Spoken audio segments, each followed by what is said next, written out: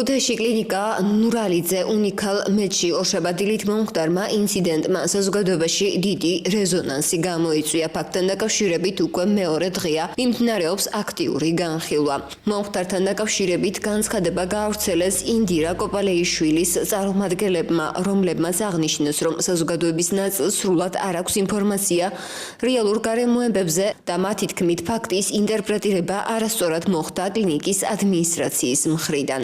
დირექტორი მოითხოვდა ჩვენი დაცვის ქვეშ მყოფიდან არა მართლზომიერი მითითებების შესრულებას, არარელევანტური და შესაძლო მართლ საწინააღმდეგო დავალებების შესრულებას, რასაც დაზარალებული ექიმი კატეგორიულად ეწინააღმდეგებოდა.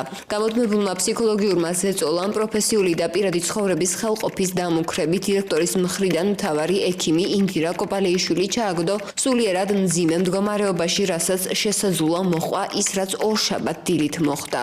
სისხლის სამართლის კოდექსის 115 მუხლით გათვალისწინებული თვითმკვლელობამდე მიიყვანით დაიწყო გამოძიება უკვე გუშინ, მაგრამ ჩვენი სათქმელი ეხება ორშაბათ დილის ფაქტამდე არსებულ გამოუვალ მდგომარეობას ინდირა კოპალეიშვილის და რამდენადაც დაზარალებული განმარტავს კიდევ ბევრი თანამშრომლის ყოფას. ჩვენ უკვე მივმართეთ პროკურატურას სხვა შესაძლო დანაშაულების არსებობასა და სისხლის სამართლებრივი დევნის დაწყებაზე დირექტორის მიმართ, რაც შეიძლება მოიცავდეს სისხლის სამართლის კოდექსის 172 მუხლით გათვალისწინებულ შრომის თავისუფლების ხელყოფას, სისხლის სამართლის კოდექსის 154 პრიმა მუხლით გათვალისწინებულ არაადამიანურ და დამამცირებელ მოპყრობას, იმედი გვაქვს საგამოძიებო მოქმედებების გაფართოების და ამ მიმართულებით სრულყოფილი და ობიექტური გამოძიების წარმოების ვკითხულობთ გავრცელებულ განცხადებაში.